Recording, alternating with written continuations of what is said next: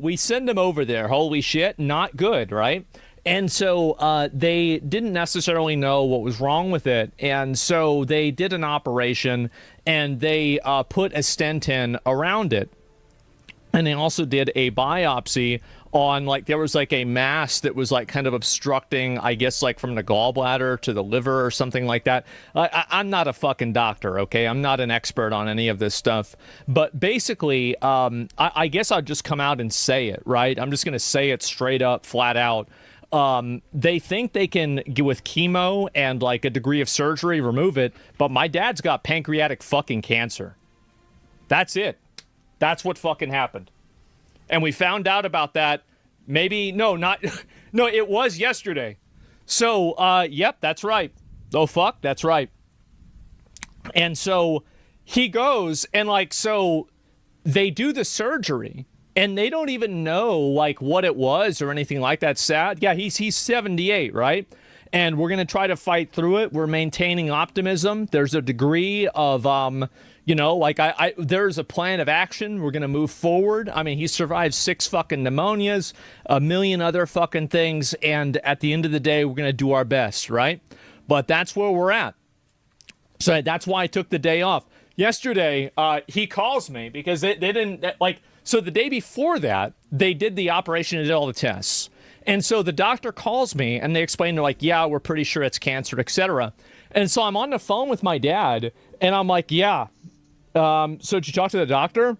And he's like, yeah, a little bit about it. Now I'm like, yeah. I'm like, okay, well, yeah, they just called me. And I'm like, yeah, they said it was cancer. And, you know, I'm explaining everything to him. He's like, oh, yeah? I'm like, yeah. He's like, yeah, first time hearing of that. And I'm like, yep. They never even told him. And so I told him over the phone. He didn't even know that. And so then yesterday he goes and calls me. And he's like, yep, by the way, yeah, they think it's pancreatic cancer. And that's what it is. And he calls me. This is like 12:40 p.m., right? And I usually go live at 1 p.m. Sorry, 12:40. So it's like maybe, yeah, it's like 20 minutes before I go live.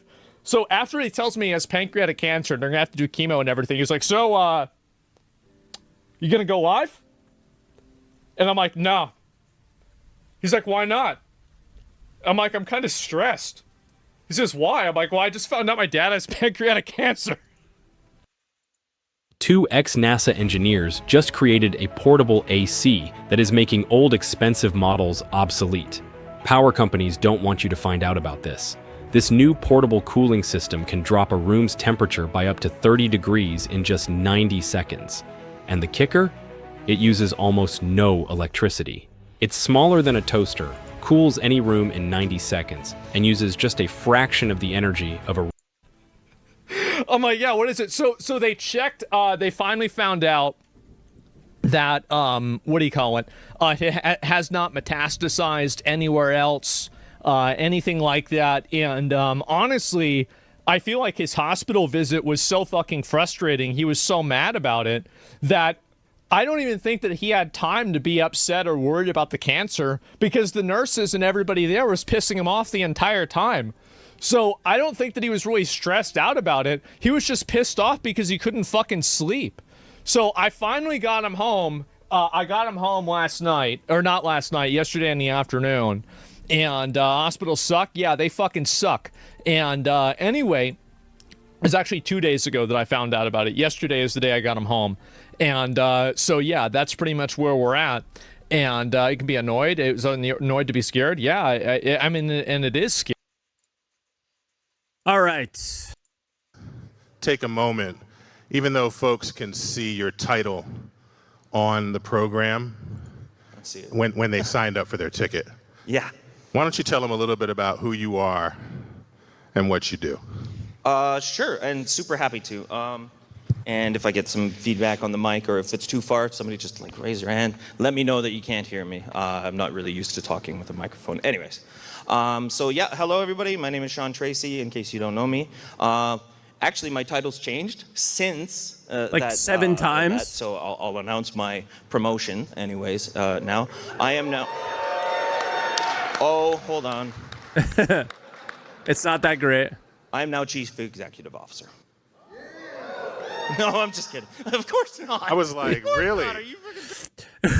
Who cheered for that? They were gonna cheer whatever when he made a joke. They had no We idea. want to break news here at Quantum, but No, so it's managing director of technical operations, and what it is basically myself within CTG with Benoit, with Marco, run the entire of the technical department. So it's basically engine, tools, networking, all the stuff that goes on behind the scenes that isn't part of a feature team or a dev good team, for him. happens within CTG. So the three of us will be running that entire department, which is quite a lot of engineers and quite a lot of interest coming into that team, definitely. Oh, that was good. So that's the signal. I like it. Great. Thank you. I'm really not used to it. It's great. And I'm a hand talker, so I go, and then, Sorry. Thanks. Okay, So- what was sorry, I that? didn't even answer your question. no, you did. Title. You did. You did that. And one of the questions that we had was, it's been a journey. Yep. I mean, you're only 22, but And full head of hair. How old was he when he started at Star Citizen? Then 8. it's been a journey. What was the journey like to go from getting into? Because people think all the time, how do I get involved Yeah. in something like this? How did you get to this place? Yeah, and I think, a lot of people you'll talk to throughout the industry all have very interesting onboarding experiences, basically. Everybody's fairly unique. Okay, I think this comes from me just like following the project for so long. Is anyone else tired of the obligatory game development focus to every conversation around Star Citizen? Can we talk about the game? This isn't just a wallet, it's a rare find. There's something different about owning something almost nobody else has. That's why when Ridge dropped their limited Kintsugi collection, I had to grab one. Inspired by the Japanese art of turning imperfections into golden masterpieces, each Ridge Kintsugi wallet has a completely unique golden etched pattern. Literally one of only 8 exclusive designs. That means the wallet in my pocket right now, you won't see another one exactly like it. It comfortably carries up to 12 cards, some cash, and even has room for an AirTag. Rare, refined, and guaranteed to spark conversation every time I pull it out. With a 99-day risk-free trial, free shipping, and free returns, no wonder Ridge is in the pocket of over 5 million men worldwide. Grab your limited edition Ridge Kintsugi wallet now before they're gone.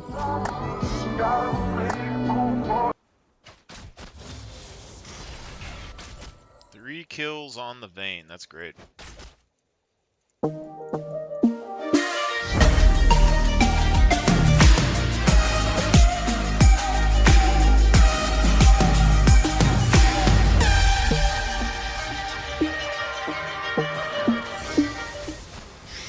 Ever? I'm like over this stuff. Like, oh, if you're thinking about getting into game development and all this stuff, I feel like the resources there are out there for you, and I don't think you want to find out through here, right? I don't know. That's just me. I'm like, can we just talk about what Star Citizen is trying to be, what it's going to be, or whatever? It's changed over the years. Now there's a lot of schooling in place that people can take and get into programs that actually help them make games. But when I was coming up, and I sound so old, but it's not really even that long ago, the early 2000s anyways, there wasn't a lot of courses or things like that around. And actually, I hadn't expected to be game developer at all in my life. Was never a thing that I had expected to do. I loved games. I was always opening up, one of the first editors I opened up was like Neverwinter Nights, messing around with scripting and things in there, just for fun though. Like it was just to make. That's how my brother became a software dev. I showed him Ultima Online, and he started helping another, like a free shard, like a free whatever, and he was like helping them dev that and just learning and got really into it, and now he works at like this huge company. My imagination come to life on the screen. So ended up joining the military. Long story short, I went to Afghanistan and served. I didn't know this. Thank you. Thanks. Yeah, thank you for your service. Oh, thanks. Appreciates. But in Afghanistan, I was injured. Got hit. There was a small. There's a big scar on my neck, and I don't know. A lot of people don't know about it or even notice it. But it actually put me on medical leave for the military, and that's when I started making games. I was so bored on medical leave within the military because you basically aren't doing anything. So I literally just for fun started building stuff, and a little more seriously. And I'm like, I really want to make a mech game. He did Mech Warrior stuff. Game, and I grew up with BattleTech books. I grew up with Mech Warrior games, but somehow there was always this disconnect between the two of them. Whereas the Mech Warrior games, your character was the mech, right? But I'm like, BattleTech, you're a person, you're a guy, and you go in the mech, and then you get out of the mech, and then you go in a ship, and then you get out of the ship, and then you go in an elemental, or you go like and all the lore on top of it. So I really wanted to make that game, and I was a big fan of Enemy Territory Quake Wars. I was a big fan of Battlefield series. So I wanted to make a Mech Warrior game with mixed arms on. And give it out for free. That was it, because I really wanted it to be multiplayer, and I realized, one, I wasn't about to get the IP and be able to sell this thing. Two, even if I could, I probably wouldn't even do that good. So how am I going to get the most people to play with? Put it out for free, right? And what were the platforms at that time? Was it just PC? Like 286? Oh, not that long ago. No. Oh my, this was. I'm talking about me, maybe. I guess. Okay, I apologize. Yeah. Before Pentium, right? Yeah, we were talking like NVIDIA 8800s. Okay. At the time, okay. 8800. People probably remember that was like the a Crisis card, if anybody really recalls. What was my card? I can't remember. But yeah, it was about that time. So, anyways, ended up working on this with my brother and a whole bunch of volunteer people, and we just got together online, had done that, and it did really well. Won Mod of the Year 5 years running, and eventually Crytek reached out to myself. And said, hey, look, you want to come out to Germany, do a job interview, see what it's like out here? And I was in the military at the time. Oh, I did 9600 GT too. Like, yeah, I'll be right there. So I flew out to Germany, had never been there. Went with my wife, had the interview. Was so nervous. Oh my goodness. And Crytek interviews were really rough, just to give you an idea, since we've got lots of time, and I'm going to talk my face off on this one. It's like a super gang-up interview. It's like a 6-on-1 kind of thing, or a 7-on-1 kind of thing. It was really, really hard. So essentially how we do bunkers and the missions now. Yeah, exactly.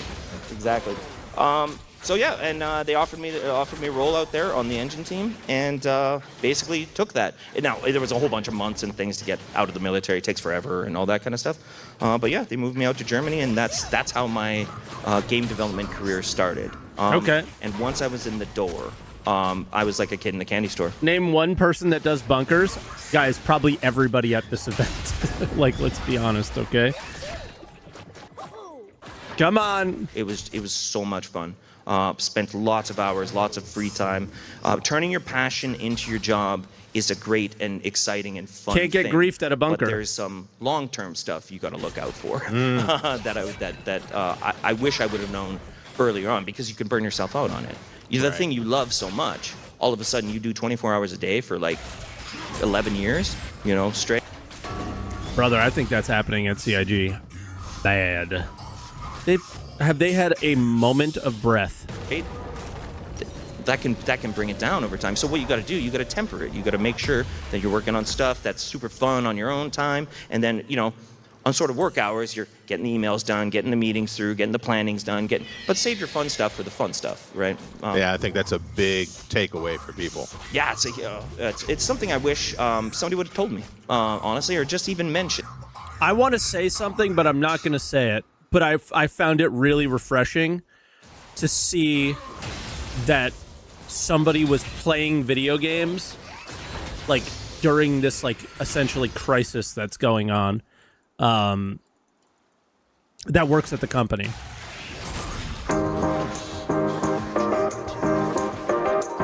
Collaboration is everything at Paycom. Every day a different client need presents itself, and with that we have to work across a multitude of departments. Collaboration as a Paycom specialist is extremely deep-rooted. It's all we do as a department. We work with all different departments, specialists, and teams that really assist us with making sure that our clients feel like they're getting the service that they deserve at Paycom. Carl's Jr.'s got a new frozen blue sourberry and frozen strawberry lemonade? Sweet or sour? Sweet or sour? Get a free frozen drink with any purchase on the app. Only at Carl's Jr. That, like, when everything is broken, they were off of work, they're going to play some games, and they're going to enjoy their life.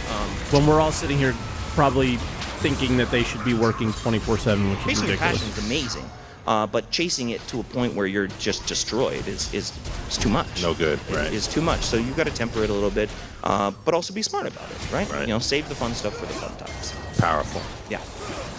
So we mentioned. I think he's Slido. literally sending a message there. Right now, a Q&A is open. U.S. work ethic is a little warped. I can't understand what that statement means because I live here and I was brought up with that. Like, you work too much, and it's what we do. I don't know. We work, and I look at like European work ethic and go, these people never work. The shops are never open. Like, that's like, there's obviously a disconnect between what we think things are and what reality is on both sides. Like, we don't work all day, but we work more maybe than you, and yeah, that kind of stuff. But yeah, the truth is probably somewhere in the middle, right? For this session. So if you all have questions, we will take a look at those. We'll surface the ones that we get a chance to surface, but you can. Laughs in 4 weeks holiday. I mean, guys, when I was a full-time dealer at a casino here in Florida, I had 5 weeks of holiday. It was crazy. It was the best gig ever. I had 5 weeks of holiday, and I had 8. It was a point system, so I can call out. Paid. I guess there's no such thing as paid for a poker dealer, but everybody had the same gig. So the salaried positions would be paid, and the hourly positions would be paid as well. But you have to understand that I was getting paid $5 an hour, so that pay was irrelevant to me because everything was tips. If I didn't work, I didn't make money. But yeah, for everybody else who worked at the company that didn't work for tips, they had the same deal, and it was really good. But yeah, and enter questions on Slido for the Q&A for Sean right now. Another question that we had was, please ask a game question about Star Citizen staying cutting edge.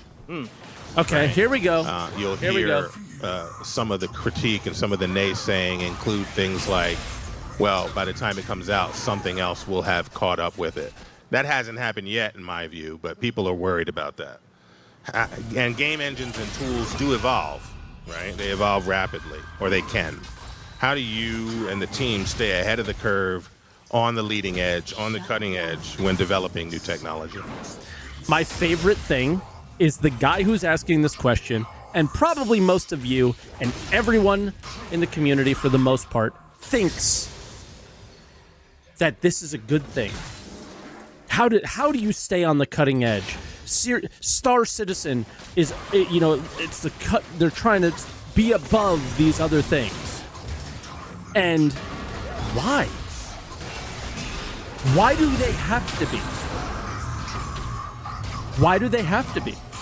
Why can't they just make a good game? Right? And it's always about the engine, and it's never about the game. And the reason that we're in the situation we're in is because they want to be cutting edge. And because they constantly want to be cutting edge, they have to redo everything all the time, and they never actually make the game. And it's frustrating. It's really, really frustrating. We don't have a mining update right now because we're waiting for the Planet Tech that has biomes and fucking weather and shit. And yeah, that's cool as hell. Who's gonna say it's not cool? Well, we don't need it. So yeah, it's weird. It's a great question, and it's an important topic, especially because we've been running as long as we have. You know, and the reminder I would make is that we are out, right? You guys are playing it right now. We have main. Ooh, there it is, dude. There it is. The game is out. You're playing it, but we wipe all the time, and the experience isn't an MMO at all. But it's out. It's a live service. That has. I want you to know. When you upload a video on YouTube, it says the release date of the game when you choose the game. The release date for Star Citizen on YouTube, which is probably pretty official in some way, is 2017. Actors, we can make you believe we know what we're doing, when in fact, we do not. Whoops, I have no idea what these buttons do. I've never driven a stick in my life, but my heart is full yet! Small business owner, because I have no idea what I'm doing. But GoDaddy Aero does, using AI to build a logo, website, and social content. For Walton Goggins goggle glasses. Because if your goggles ain't Goggins, they don't belong on your noggins. With GoDaddy Aero, it's like you know what you're doing.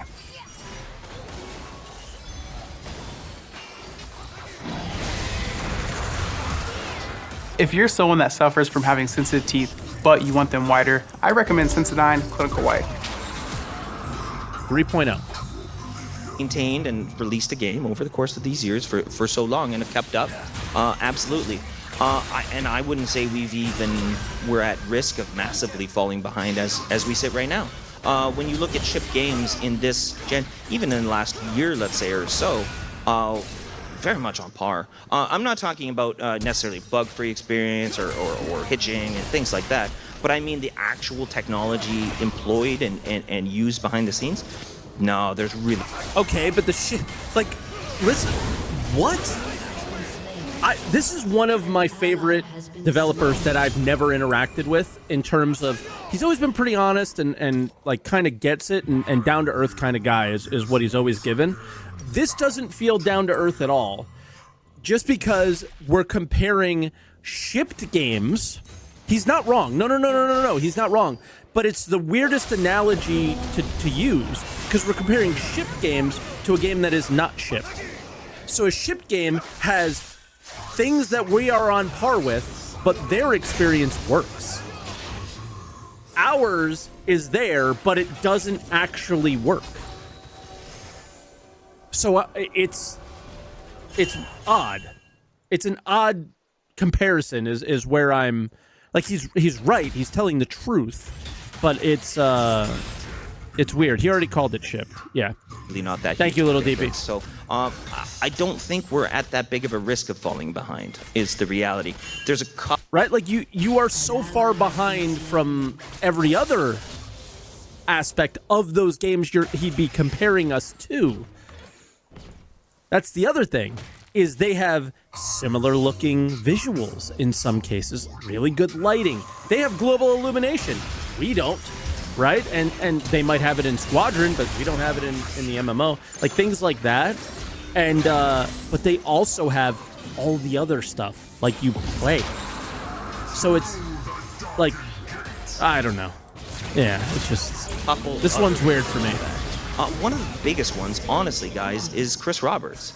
He is a technophile. He loves this stuff. Not only does he love game development itself, but the technology that enables game development. So when you have a CEO that's, I mean, his ears to the ground all the time. So when there's an obscure GDC talk about something real fancy and nice and hard, right, you might get a message from Chris going, hey, I was looking around at this, check this out.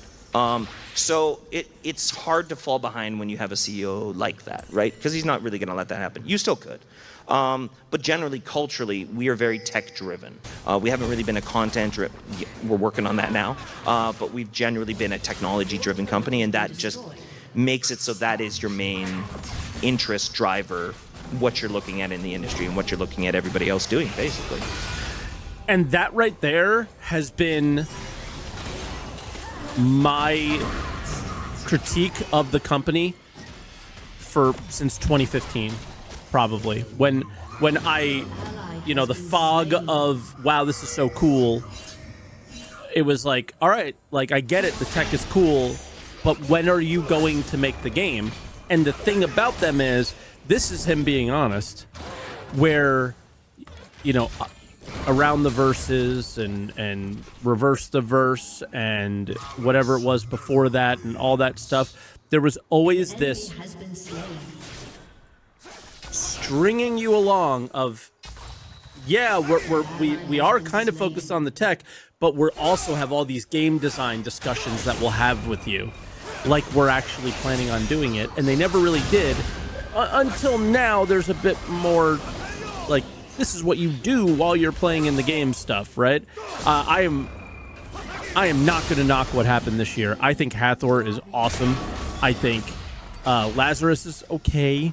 I think this event, honestly, if it worked, would be quite fun. It's so cool to do a community-driven thing where we're competing with each other. That's awesome. The idea of it is awesome. Implementation, not the best. And then everything gets tied together with Wicklow. Like, this year's been really great with that. Oh, contested zones as well, yeah. Right? So lots of good stuff. So how do we keep up with other engines? It's an interesting question because keep up is a weird way to say it. Right. We obviously keep an eye on what Unreal's doing, on what Unity's doing, because I personally, and I know Benoit and even Marco and Chris feels the same way, that's where I feel like, and for our developers, that's where we're competing. On our internal tools, our internal tech, on our everything. I want to be able to give all the Star Citizen developers, all the Squadron 42 developers, an engine and tool set as good as Unreal, as good as Unity, so that all comes behind it. So we have to know what's going on with it, but tons of what they do is not at all fit for purpose for us. So what we prefer to do is, and all he's talking about is like internally make their jobs easier and fun, and they can do cool stuff with it. I mean, that might translate to stuff for us, but take the solved problem that they really may have, but make it fit on the for game purpose side for us. So we'll take the idea, reapply it, and take it further. DNA is a good example. Right, Three Lateral had gene splicing. We ended up with DNA, and they took it to MetaHuman, so we kind of branched. Heck, the engine is the same way. So yeah, I don't think we're really at risk of falling behind, and I think we do a pretty good job staying on top of the tech that's coming out nowadays. It's harder and harder because I know players will see a lot of the other Unreal updates or development tech that goes out there. You know, a good one is like Nanite or Lumen, or there's pieces of tech that Unreal is making. But the thing that I try to remind people, even though they've seen, a good example is Nanite. We were just talking about it the other night with someone. That's been revealed for a couple of years now. There's not a single game with it out that's chipped on it. I'm not saying that makes the technology bad. I'm saying it's probably just not ready, right? Or somebody's not ready to use it to ship. And there could be 100. I saw somebody like fact check this in Discord, and they immediately pointed out a game that does use it, but I think the game was in early access. Other reasons, and he for said that, shipped production-wise. So, sorry, long-winded answer, but no, it's a great basically, we have to keep our ears to the ground with the tech. Chris is a super technophile, so you're not going to be able to hide too much. Black Myth Wukong has it. Okay, and we're talking about specifically Nanite, right?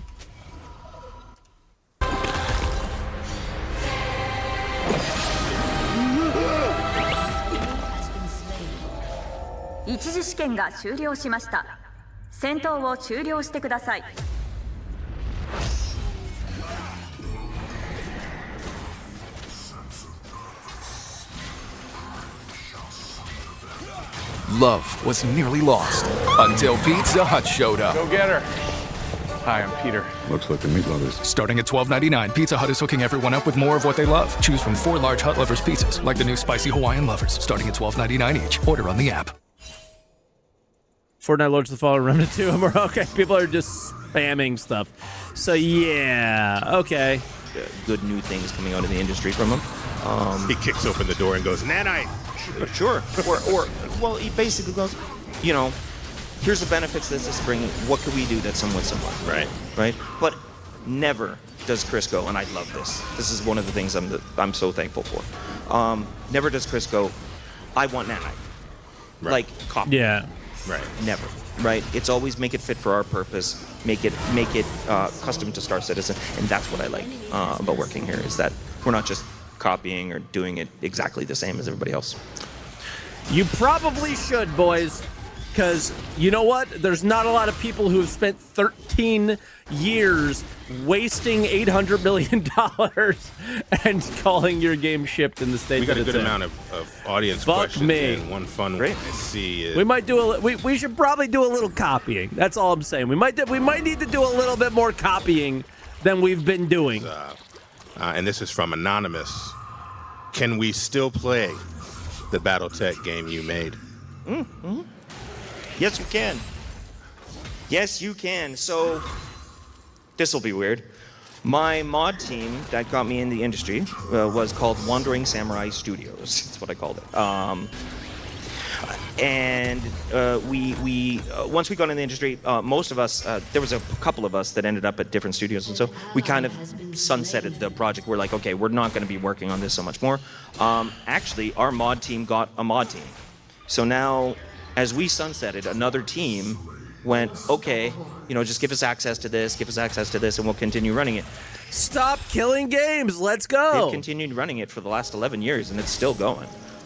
Which is pretty cool. It makes me feel super good about what we that's made there. incredible. So it's called MechWarrior Living Legends, and the website is mechwarriorlivinglegends.net.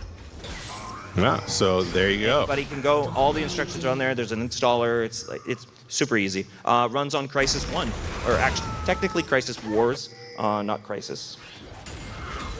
Very good. We have a lot of questions about Star Engine as well. Yes. One of the questions is, do you think about licensing Star Engine as a... That is a good question. Because it's... What are you doing here? Are you trying to make a game? Or are you just trying to sell this engine? Because a lot of people feel that way. Technology outside of CIG. Not really, no. Not really, no. Initially, no. Then not really, no. Okay, I'm not going to do it. I'm not going to read too much into it. It's legendary. It feels like Cap, though. Okay. There's a couple reasons for that.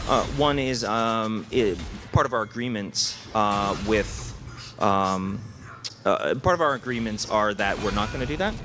But that doesn't mean that we're... that doesn't mean we can't license any technology, no.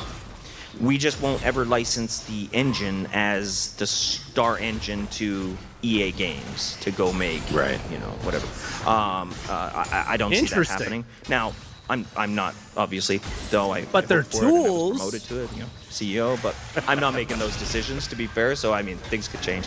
But I don't see us licensing the technology. Also, because, and I would, just to... Also, there'd be no fucking buyers right now.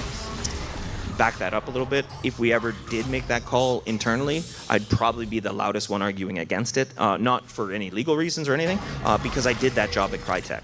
And I know that CIG, we are not set up for it. Right. It is 110% support.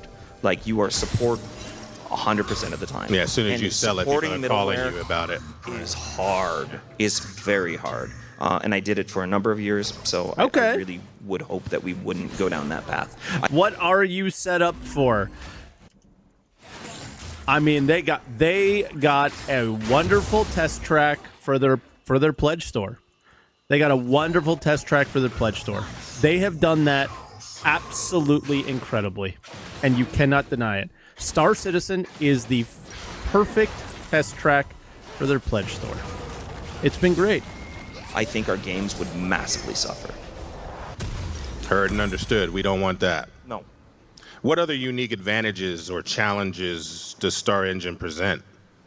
He just wants to get paid and go home. Where do you get that from this conversation? Listen, I believe there are probably a significant amount of people that work at Star Citizen that do that. But the guys who do stuff like this... He's not getting told that he has to go there. This is a player-run bar citizen.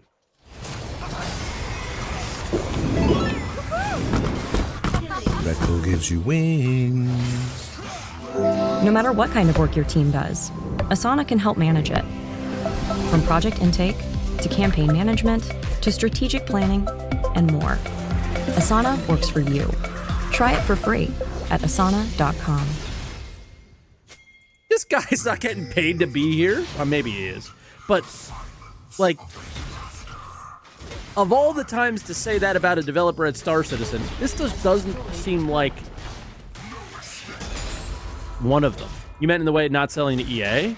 No, I thought his answer was pretty honest. For game development. Okay. I mean, we all saw it at that long-form presentation, that one shot that showed everything that Star Engine can do. Yeah. And then if backers were like me, you took that video to all your friends and went, this is Star Citizen. That's right. So that they could see it. But on your side of it, what are the advantages and challenges of having Star Engine now? It's a good way to frame the question because Star Engine is really good at delivering on the promises of Star Citizen and Squadron 42. Now, what I like that we've done is again, it's very similar to my previous answer, is making some stuff fit for purpose within the engine. Because again, a lot of these engines are done in a very generic fashion. So it might be the the average selection for performance on a thing or quality of a thing or whatever. But once you make it fit for purpose, it's precise. It's exactly what you want it to be, and that's what we needed. So that's what we've been doing with Star Engine over the years. The nice part is that because most of us had come over from Crytek already, had been working on the engine, for us to be making these engine updates we're not uncomfortable doing it. A lot of the people are still around that wrote base core systems that are updating it for the Star Engine for Star Citizen. That's kind of cool. Though we're tech driven, I try very hard to make this not the case that tech is driving the game. The game needs to be asking us for what it needs to be able to accomplish said game. Okay, but how do you do that if you never designed the game? Again, it's like all of my biggest frustrations continue to just rise to the top if you never just if you never decide what the experience is going to be, and it's constantly changing all the time. What do you do?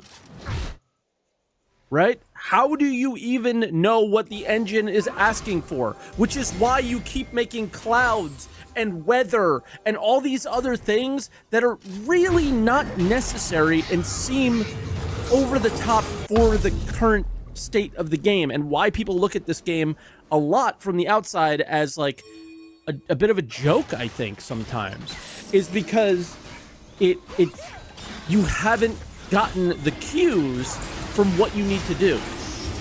The perfect example is, how does the engine handle inventory and cargo? That's all tech, is it not? Why is that tech so shit? Because you haven't finished cargo. You haven't finished mining. You haven't finished salvage. You haven't finished what the experience a player will do, or generally have the idea of what it will do, because you're still making it. And that's why everything's so problematic, I think. And it's just that I've been pointing that out for so long. And again, they're like so Squadron 42 driven, maybe, on the game side, and not, Yeah. Oh, okay. Oh, okay. Yeah. You like that? Okay. Yeah, well, and it's harder than it sounds, and I know it seems so obvious. It's like, okay, we want to make a space war. Okay, cool. Well, what do you need to make a space war? Well, I'm going to need this. I'm going to need... Great, cool. We'll go do the engine stuff. You guys do that. Then we go. We're cool. Great. Okay. I want to make a good cargo experience. Does anybody ever say that? I think they did, and they just did a bad job of it. But, like, when are we going to do the core things? And then you go to these guys, and they help make that better. And that's what this year was supposed to be about. And we got a worm and a space laser. And as I said, how good those things have been, and how impactful they've been to making the Star Citizen experience so much better than it's ever been for me. it also holds back what we really needed, right? And we didn't just need the elevators working better so we don't get stuck. We didn't just need, less client and server crashes. We really needed a better day-to-day from the moment you get up out of that bed in the first time you log in experience. And we're not quite seeming like they're focused on that. And it's frustrating. But when it's more generic, I want to do creatures. Yeah, like make me a creature system, and it's like, okay, what kind of creatures? How big? Are they space creatures? Are they water creatures? Are they land? Like, there's like, again, this is just creatures, but you can do this with anything. So it can be a challenge. I guess is kind of where it comes down to. But you feel like Star Engine is at the place where it's replete with the tool set to be responsive to those types of things? Yes, I think it is. Now, I wouldn't say it's complete. I think the engine Definitely itself not. is fit for purpose, 100%. I think the tools continue to need updating and will continue to always need updating. Right. Because we change processes as quickly as we do internally, like just for different art processes or export processes or mesh formats or whatever it is, you're always constantly going to have to be updating those tools. But are we in a place now? We're in a place now that we absolutely were not a couple of years ago. In terms of I'd agree with that. scaling, the ability to get content through. You've seen That's the proven. speed of the content now that we're actually able to get through. That was a big part of the tool set, a big part of things that we needed to do. 100%. Now, going further, validations and making sure things aren't getting rebroken and all kinds of there's things like that. But yeah, generally we're getting. I'm glad he points that out because that seems to be like the problem we're dealing with right now. Things getting rebroken, right? We're getting to the place. But he didn't. T sensitivity is so common. It immediately feels like somebody's poking directly on their nerve. I recommend Sensodyne. I don't know a thing about it. With a cap on the side that you can unscrew in the wintertime to keep it from freezing. Like, go long into that. He just mentioned that happens. I wonder what we're doing about it. At this particular time, for shipping Squadron and getting close to Star Citizen 1.0. Yeah, that's the stability that I'm talking about. Obviously, like, server stability has been a lot better. I actually feel really good about where the engine is at and generally where the tools are at. If you picked specific plot, there's all kinds of things that could be better. But generally, everybody can get the job done that they need to get done. One of the Q&As says, and this is from More Caffeine. Nice name. It says, and I think this is to you, but maybe to the whole team. It says, clouds. Thank you. Right on. Yeah, I wish. Yeah. And fantastic, and all the credit goes to like Germany. And I would love to take credit for some of those clouds, but I had nothing to do with them. This was done by Carson Wenzel, who was, by the way, a Cryteker as well for many, many years. One of the best rendering engineers I've ever met in my life. He did the sky and the time of day for Crysis. So he was the one that authored the entire atmospherics for Crysis, which it does really look well great. known for. So him, Sebastian, one of the tech artists he spoke in Germany, has worked very specifically with them. So and our graphics team, like those guys. They've done amazing on those gas clouds. I still think when I see the gas clouds as nebulas and stuff, that I've still not seen stuff that kind of soft with that kind of shape in games generally. You just don't see that. No. Yeah, I agree. Looking back, what's a moment in your career where you felt you truly made an impact?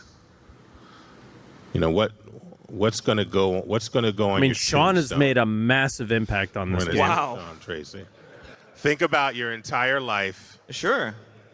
Well, I'll be fair. Like it's outside of CIG. It's beyond. It was beyond and even before CIG. I put the mod really high up there. Like this mod is doing it a disservice, right? I had, nearly 1,200 people come through help at some point. We had like contributor agreements. We did all kinds of stuff. I had no idea what I was doing. I was just kind of searching stuff online, how to run a business, whatever. So I learned so much just doing it myself, and the impact that made not only on my career, my family's lives, and the lives of all the other people that came along for the ride with me, like we all went together, have all gotten great. So honestly, that's probably the one I'm the most proud of, because it was all self-initiated, and then in the end. Wait, you're not proud of perpetuating a $800 million scam? No. Did great things for all the people that were close to me. So yeah, I honestly think it was the mod. Yeah. Yeah, powerful. We have several variations of a theme on a particular question, and I know you've heard this one before, but people come back when they see you. They often want to. And I know you're probably tired of this, but they want to talk about theaters of war. Here it is. All right, let me ask it a slightly different way that tries to capture. It's the theaters of war guy. Of what I see. Sure. How is theaters of war and what we learned from what you learned from doing it? Mm-hmm. How is that informing what we're experiencing today? You are. I mean, you're literally playing it. It's Hathor, my dude, but maybe he doesn't know that. Directly experiencing it all the time. So I don't know if you noticed the mining laser from the last event anyways. That's the Theaters of War mining laser. Right. If you notice the HABs and everything at the Worm events, that's all Theaters of War. We basically, have reapplied, and generally what we'd love to be able to do is do Theaters of War in the PU, right? Like just as Star Citizen, you go to a planet, that's just happening. Right? And you get into that combat. Great. Way hard to do. You got to get all the people in the right place. You got to make sure so it's not a round-based thing or whatever. But still having those experiences in Star Citizen is more valuable right now than having them right now in Arena Commander. So though they allowed me to. That's crazy. Like, I actually disagree with that so hard too. I think they underutilize Arena Commander so much because they're so squadron driven. I would assume that if Squadron drops and developers actually do move over to make Star Citizen, that Arena Commander could and maybe would be prioritized more, because they actually had an initiative to focus on Arena Commander more, because you were testing the Star Citizen experience at a pace that you cannot do in the PU. So many FPS weapon balance changes come from Arena Commander. And we wonder why the ship experience is so bad. Because they don't seem to focus enough on that, right?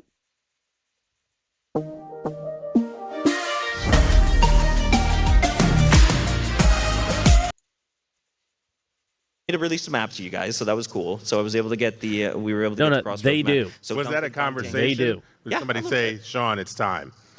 No. We're going to do it now. No, it goes the other direction. Oh, okay. Where it's like. You're like, when are we doing it? It's kind of been sitting here. Yeah, This is still here. This is still here. Yeah, and it's one of the more. They literally do. Why do you think the grenade launcher and the railgun act the way they do now?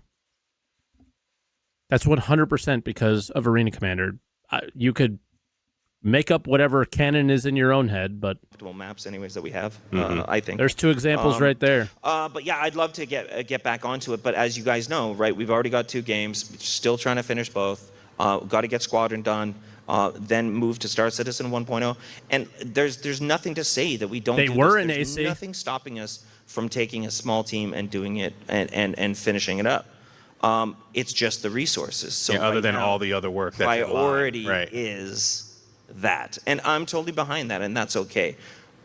I had expected that we'd get back onto it a lot sooner, but that's, it is what it is, and I'm okay with that. Let me, you guys can clap over that. Let me ask a couple more. I'm not arguing with you. Questions, then we'll get back to some of the I know other what the questions truth that is. I had. You can make your own up. You guys are very funny. Somebody said cake or pie. Cake or pie? Apple pie.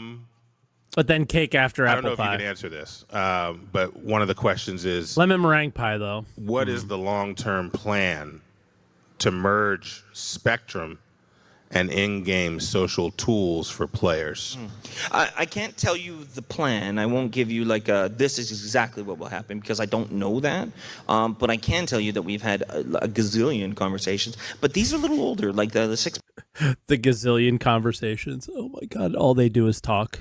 One of the action guys. months ago, or maybe a year ago, maybe a little bit longer even, talking to Benoit about it a lot. So we talked about it when FOIP came up, the social stuff came up, new party systems and friends and everything came up. And then what actually Chris Robert, he had the original idea, I think, or Benoit did, that we would just have a Spectrum overlay. You know, very much like a Steam overlay. You know how you do Shift Tab with Steam and it just pops up? Same idea, just with Star Citizen. So you go Shift Tab, boop, Spectrum comes up. So you would have, FOIP controls or VoIP controls or messaging or whatever. That was kind of the concept at first. So I think that's still there, but I can't tell you when. I would expect it's completely connected with the list of updates ideas to social gameplay. So all the stuff that JJ and Gabriel and Benoit and myself had talked about at CitizenCon last year. I don't want so a the new party Spectrum system, friend overlay. system, chat systems. I don't want a Spectrum overlay so I could see a fucking thread of some dork saying thank you CIG for the 100th time for doing the bare minimum. All this kind of stuff. I bet you that it gets worked on at the exact same time. Very good. But I can't promise it. I don't know that for sure. Yeah, you said that at the beginning, and now you're saying it at the end. He's not sure. Yes. Just make sure we all heard that. Very good.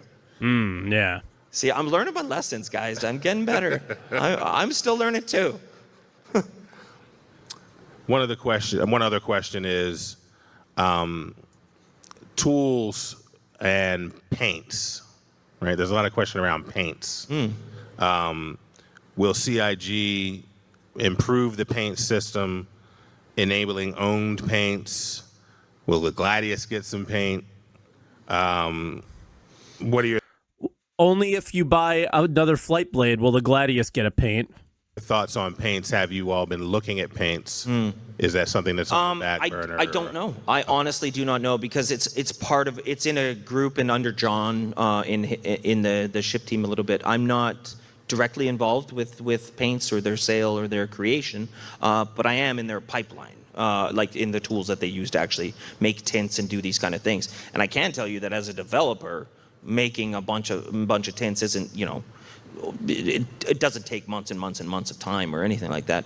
But to forward face a paint customizer that would include like drawing and stuff, that's significant. That takes some doing. I don't know if that's planned. It's not. If it is, I don't envy the people that will go after that one because that's a tough one to do. Yeah.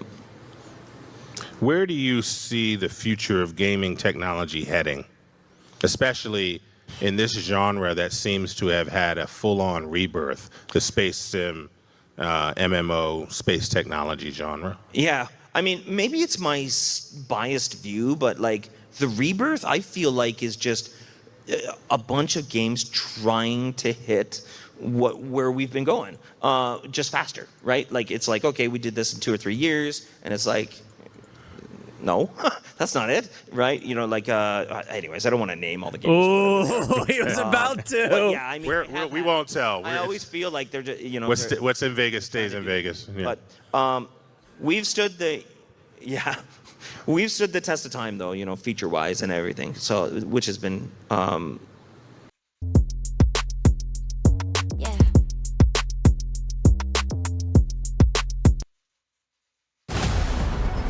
Kepler, you've never been there, and you know every inch of it. It's the farthest either of us have been. It's pretty. I mean, but AI has emerged. Like, dude, this is so. Some of this is hard to listen to. Since the launch of Star Citizen. Sure. VR has taken steps for a lot of us, not enough steps, but VR has taken. Are there any other things like that, technology-wise, as you go? We want to make sure Star Citizen intersects Sure. that. Well, AI Quanga, Quanga, Quanga. So, like VR, obviously we've talked about it a million times, right? It's something we want. We just don't prioritize it ahead of everything else. So it will still be coming back to that. It's not the. I think there's some tests even going on in the next month or two for them to be doing tests on it. It's funny because the engine actually natively supports VR. Like it even has some of the CVARs are still sitting around for like Oculus and stuff like that. It doesn't work. The render is totally different now. Okay. But it's a lot of the support is still there. So it the biggest problem with doing the VR support is going to be the dual render. We did this thing in Crisis for Crisis 2 or Crisis 3 for stereo, this post stereo effect, so that we didn't have to fully render both scenes to do the stereo effect. We did this reprojection of a scene, but there was little problems, but it was really fast. We won't be able to do that with VR. You have to do the dual render. So just think of rendering twice. That sucks, right? If you're already running at 30, you're going to be running at 15. Right. So yeah, VR. That's something we want to get to, but once it's kind of there and done, and we've got the resource to apply to it. Where I see game tech and game development going is a unification of tech, right? Where we're getting down to very few engines at this point. Some internal engines, but very few. There's very few internal engines. That can't possibly be a good thing. I mean, less than 20. In terms of the entire, there's just not that many internal engines out there. And what I'm noticing the other middleware technologies, the Unreal, Unity, and them trying to do is I think they're going to remove the need for Maya, 3D Studio Max, and all these other DCC tools outside the thing. It's going to be 100% in their engine. Everything happens to make a game in their tech. And they've been moving that way for a while, and to be fair, they've been doing a damn good job. In terms of some of their tool sets of doing that stuff, they do it as well as those other guys. On the AI front, it's still too early to tell what's going to go on with this. Now, AI making games, we've seen, right? We've seen them make simple stuff. We've seen them make even some narrative kind of stuff or whatever. Does any of that become financially viable or popular, or do people even enjoy? I don't know. We don't know yet. But it is the biggest disruptor we've had. I think most people are assuming that it's just going to be like voice lines in the game. Right? Like the writing team writes a story and it's all voice acted by AI. That's the only thing I see. In a number of years. Definitely where happening. AI is massively being used is on tool sets and tooling and work. Okay. There's little bits and pieces of LLMs that we can leverage for tool sets. It's one of the best query languages in the world. So if you can use, I don't want to get super deep on tech, but if you can use MC. They are ready. Everybody here is ready. Okay, so yeah, great. You can go super deep. Well, on the AI front, and I don't want to get super deep into AI either, but it's like the best query language in the world. It's whatever language you have. So it could be English, French, whatever. You can query whatever kind of data and it will figure its way through it. So if you can set up these MCPs, which is not that new, but a relatively exciting thing that's happening, to plug in custom data sets, basically. You're basically making an API to talk to a custom set of data that you're going to feed this LLM. So it's like if I have, you guys know DataCore, DataForge. It's like where all our game files are stored. I can ask the LLM to query the entire DataForge directory, and I go, hey, what's the recoil characteristics on every single weapon? Is there anyone that's way out? Show me a diagram, right? And then it goes, and then shows me a little diagram, and it parses through it. So being able to utilize AI, not necessarily to do things faster, but to manage large data sets, which we have many of. And we've been running for so long that actually having AI tools to manage that stuff is super powerful. And it's way less about... Will it be cool to be able to talk to your ship's computer through AI? Okay. AI is going to replace a bunch of these juniors or whatever. No. It's a tool set for us. It's like it's something to make everyone a little faster, a little bit better, rather than replace anybody, I guess. Some of the conversations that I've seen. You just said the same thing. Around Moby-Glass ship. Include, and we're experiencing these new wild lines from NPCs. Oh, he's asking it. Occasionally, it's Jared, right? But we're experiencing these new wild lines from NPCs as we walk around or run around.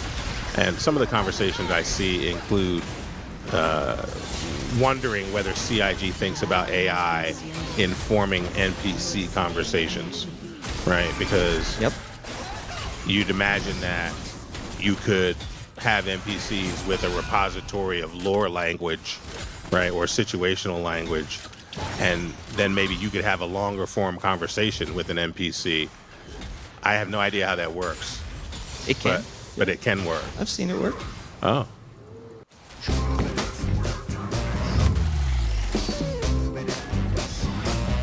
The bespoke AI laundry combo washes and dries in only 68 minutes. Even smarter with smart things. You have a UTI at 30,000 feet. Good thing you can chat with an Amazon One medical provider from anywhere. Now just brace your urethra for turbulence. Oh, I've seen it work. But think about it. Tell us more. So think about it. It also makes me sad because of people like Meyer and Anna Dimitru, who we're all like, cool with, and they're voice actors, On the scale of Star Citizen, we've got to be able to have billions of conversations happening. Like, who's going to write that? Nobody's gonna. Right. We have to have that. But now, okay, cool, great idea to how to solve it, but technically it becomes very problematic. The first thing is what do AI run on? Like, when you do an AI query, what does it run on? Like, hardware. Right. GPUs, right? Right. Goes, I want to use your GPU. You guys are all gamers. Good point. Hey, give me 4 gigs of your GPU. That's just always utilized. I want all 4 gigs of that. You good with that? It's like half your memory. It's like, no way. That's not going to be okay. Nope. So to put an LLM into a game, you've got to come up with a much more, you've got to come up with a CPU approach, first of all.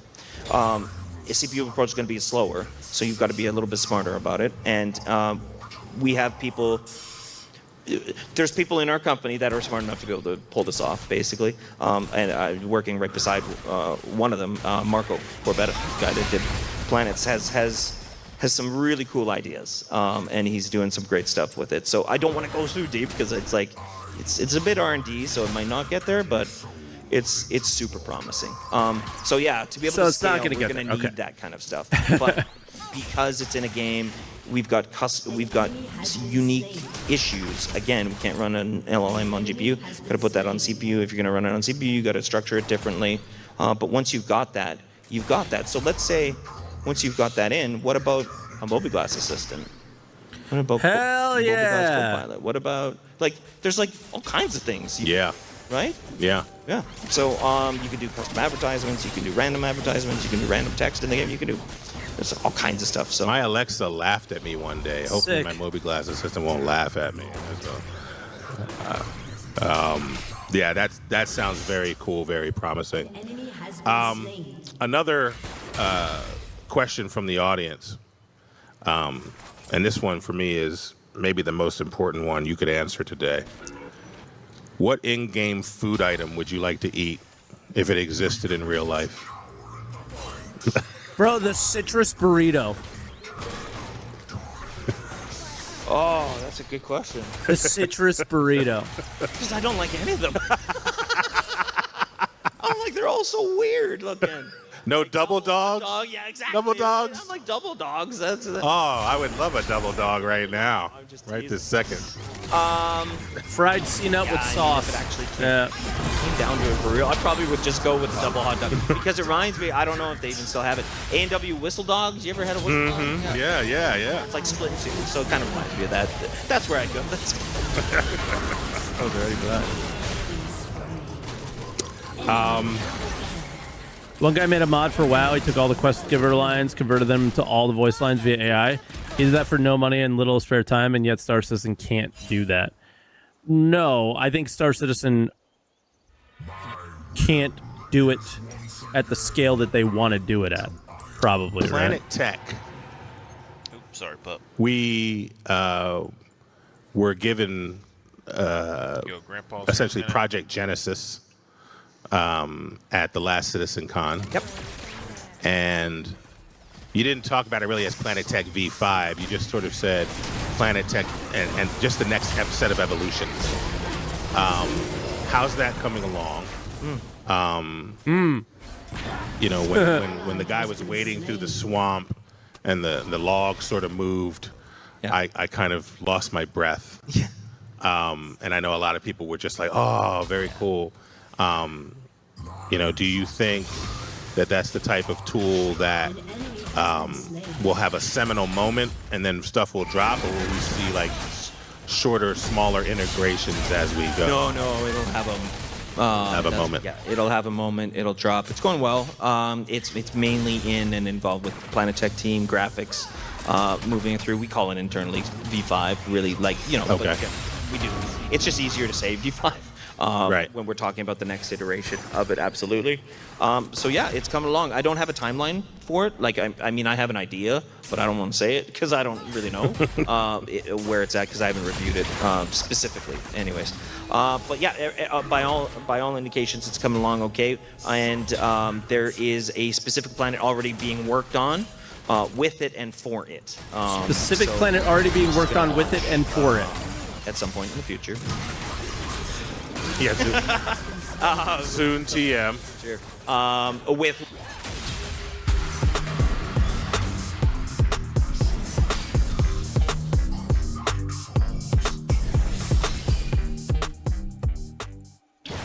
This isn't just a wallet, it's a rare find. There's something different about owning something almost nobody else has. That's why when Ridge dropped their limited Kintsugi collection, I had to grab one. Inspired by the Japanese art of turning imperfections into golden masterpieces, each Ridge Kintsugi wallet has a completely unique golden etched pattern, literally one of only 8 exclusive designs. That means the wallet in my pocket right now, you won't see another one exactly like it. It comfortably carries up to 12 cards, some cash, and even has room for an AirTag. Rare, refined, and guaranteed to spark conversation every time I pull it out. With a 99-day risk-free trial, free shipping, and free returns, no wonder Ridge is in the pocket of over 5 million men worldwide. Grab your limited edition Ridge Kintsugi wallet now before they're gone.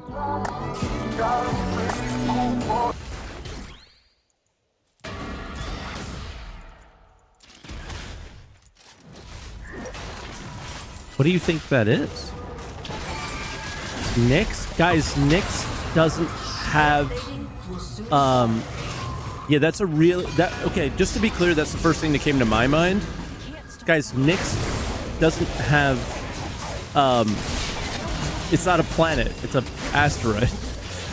So it's probably in the Stanton system that has biomes. Microtech is probably your best shot, but you could be onto something with like Castra or Terra. So I don't know. With Planet Tech V5, basically. So. Or something in Squadron. Let's be real, it's probably Odin. Very good. And what kind of tool? Isn't Odin the next thing that they're going to show in that Squadron 42 update, right? Maybe it's that. Tools or tech do we need for things like the garage one of the door Odin opener planets is what I mean. Remote control on doors for ships? Or maybe from we could do that now, right? Like, Right. So why haven't you? Did you like that question? The year of playability, the year of stability, these are the things that you like. No, guys, you know what?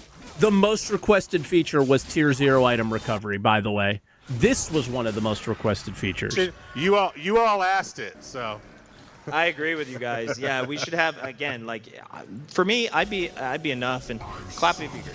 On the Mobi-Glass, just like freight elevator up. Unlock my shit. Yeah. Okay. Right. Yeah. Like.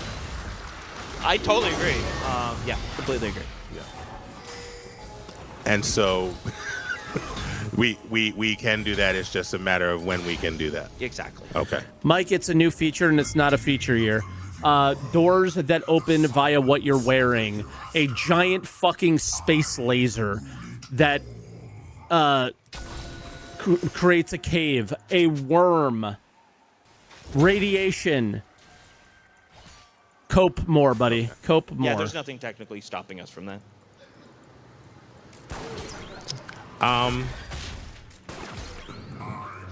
You've been instrumental in shaping Star Citizen's technology.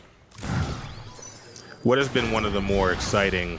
Not a feature, it's content. A door opening via the scanning thing is a feature. It's not a big feature, but it's a feature. Challenges that you've seen, faced, tackled, and overcome. The technical challenge that I understood the least and had the most admiration for the solution for was server meshing first. And I'll go back to ones I actually know. But I was away from that. I'm actually, server-wise, I defer to Paul, I defer to Benoit a lot of times on multiplayer server services, this kind of stuff. A lot of my stuff is a little closer to the engine, closer, deeper there. So that stuff I was super excited about and impressed by because it was the last piece of the puzzle for Star Citizen. So I was over the moon once we were doing that. But in terms of tech I've personally worked on, DNA, for sure. The thing I'm the most proud, excited. I've always been a little disappointed by DNA, but it's a simple thing that they screwed up for me. It's a very small thing that I think that they have an easy time fixing, is when you pull the sections of like an eye, let's say, if I go to the right, the eye doesn't necessarily get bigger. You're just scrolling through a list of eyes. If you go to the left, the eye doesn't necessarily get smaller. There's not like a 0% to 100% like you get in other games, and it's a little bit confusing. That's my only critique of it. Other than that, that system's cool as fuck. And it can talk forever about it. I'm going to clap for DNA. Yeah. I'm just... Yeah. So, in part because there's just so many terrible character creation systems. Yes. That, you know, you end up with these creatures that you don't even understand how that even happened. That's the best, man. Those character creators are the best. What do you mean? They're so fun. Yeah, and this, you can still get wild with these as well, but it just feels. Have we seen Voidy? Organic. Yeah, and the point was always to keep it within a realm of human believability. Right. Can you push it? Yeah, of course you can push it. And we're going to let Star Citizen push it further than we'll let Squadron 42 push it. It just because of, the story and the lore and whatever. There's nobody in the military. Never forget Concierge. Friggin' Mohawk. So that's cool. But yeah, DNA was a real exciting one. Over the course of years, it was just worked on facial rigging quite a lot, and then to get it runtime facial rigging, and then from runtime facial rigging to get it runtime facial blending, and then from runtime facial blending to 120 some odd photometric scans implemented, 400 some odd blend shade. It's crazy. It was a confluence of so many things I had wanted to do and was finally allowed to do it. And it was really exciting. And I've learned a lot since then even, how I do it different again. But overall, I'm actually super proud of where it's at.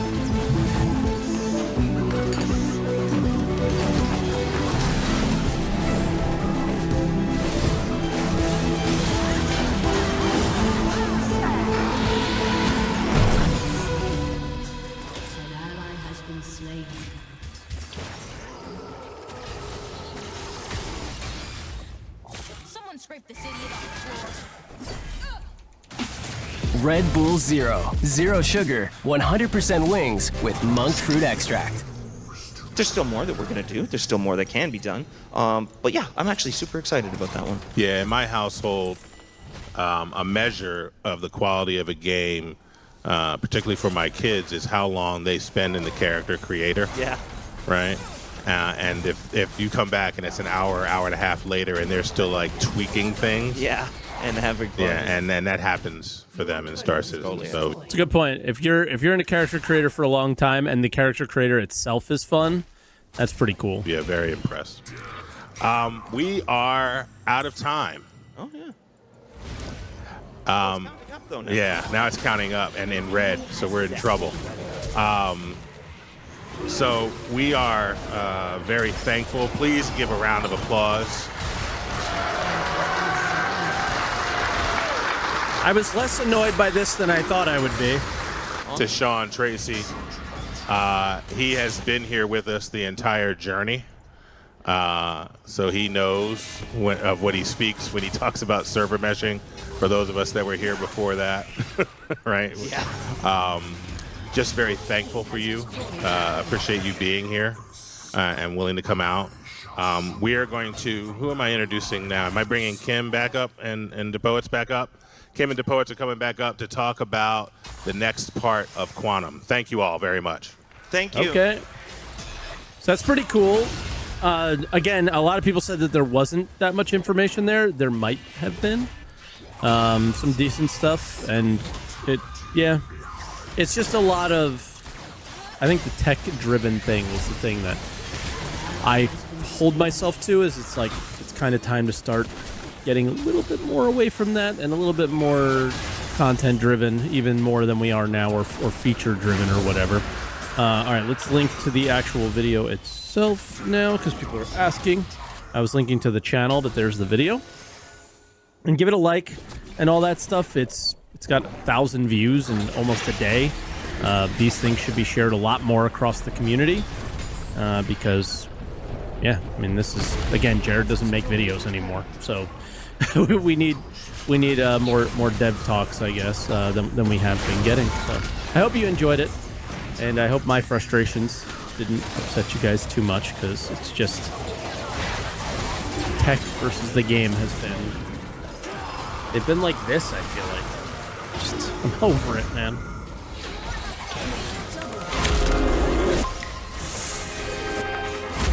There's 8 billion people in the world, and 8 billion ways to see it. To shape it, bend it, brighten it, light it, turn it, expand it, make it the way you want it. Because with Firefly, the world is what you make it.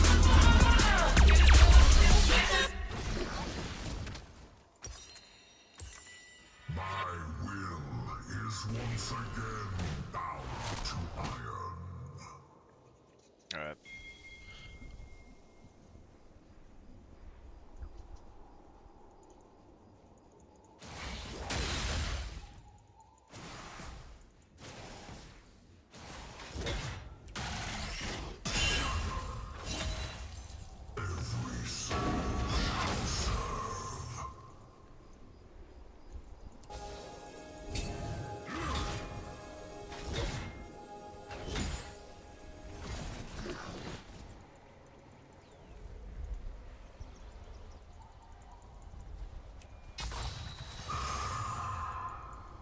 Life is a bitter shame.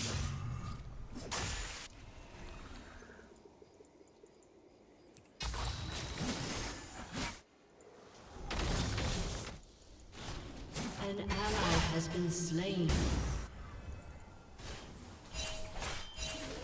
Your turret has been destroyed.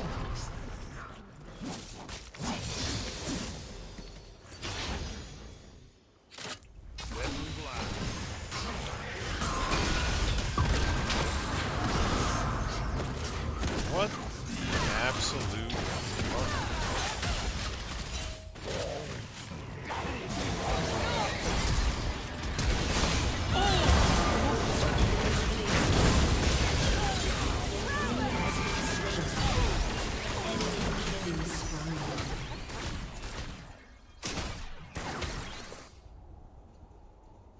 The basic attack.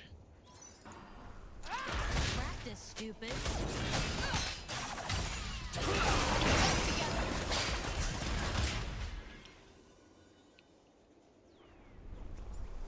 Unfettered by mortality.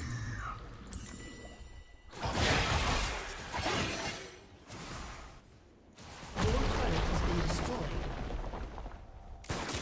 Outrun that.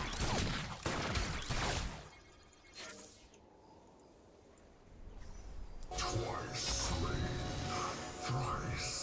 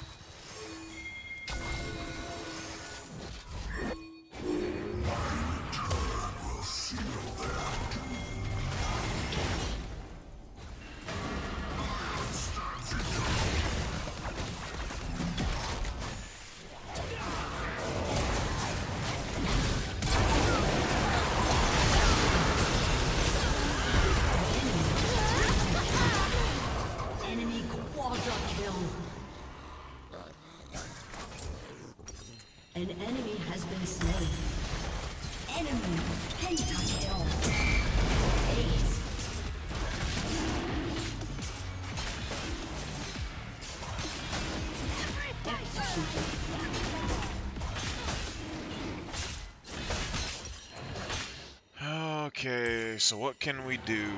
They're all super fed. Your turret has been destroyed. Graves probably has a ton of stacks on this thing as well.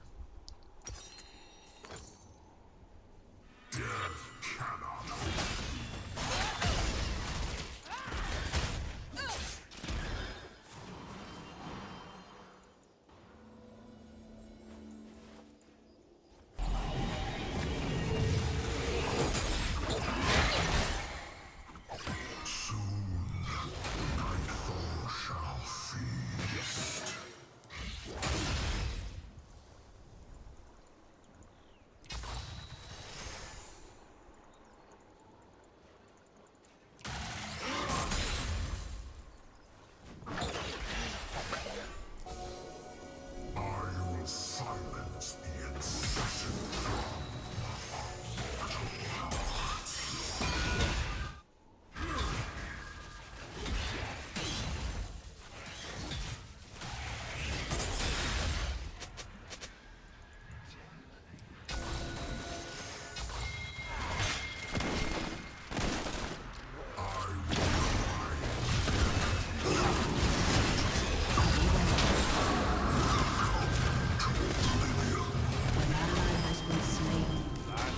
Enemy double kill.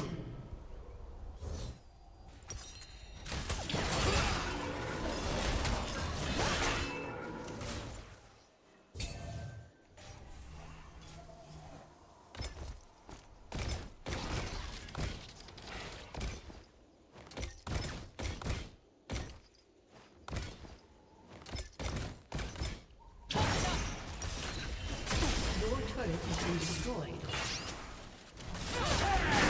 Your inhibitor has been destroyed.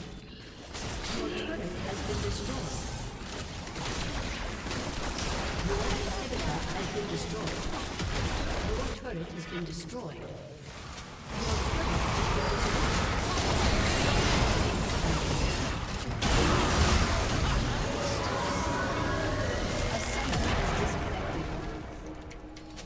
Defeat.